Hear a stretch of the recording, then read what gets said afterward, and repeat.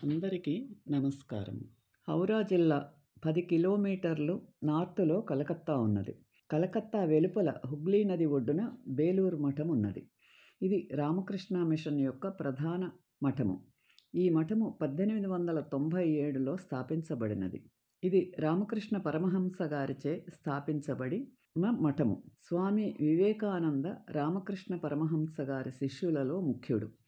విశాలమైన కాంప్లెక్స్లో 1938లో అతిపెద్ద భవనము నిర్మించబడినది. రామకృష్ణ పరమహంస గారి ఫిలాసఫీ అన్ని విశ్వాసాల అస్థిరత పైన కప్పబడిన క్రింద అంతస్తులో ప్లాను శిలువ ఆకారంలో ఉంటుంది.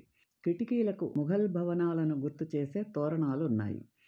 ప్రధాన గేటు బుద్ధ ఇన్ఫ్లుయెన్స్ను చూపిస్తుంది మరియు హిందూ ఆర్కిటెక్చర్ను ముఖభాగంలో చూపిస్తాయి. చిన్న దేవాలయాలు, వసతి గృహాలు, సన్యాసుల కొరకు దాని చుట్టూ ఉన్నాయి. ఈ ప్రదేశం చాలా శుభ్రంగా ఉంటుంది. వాతావరణం నిర్మలంగా, ఆలోచనాత్మకంగా, ప్రశాంతంగా ఉంటుంది. నేడు మిషన్ ప్రపంచవ్యాప్తంగా కేంద్రాలను కలిగి ఉన్నది. ఈ వీడియో మీకు నచ్చితే లైక్ చేసి, షేర్ చేసి, సబ్స్క్రైబ్ చేయండి.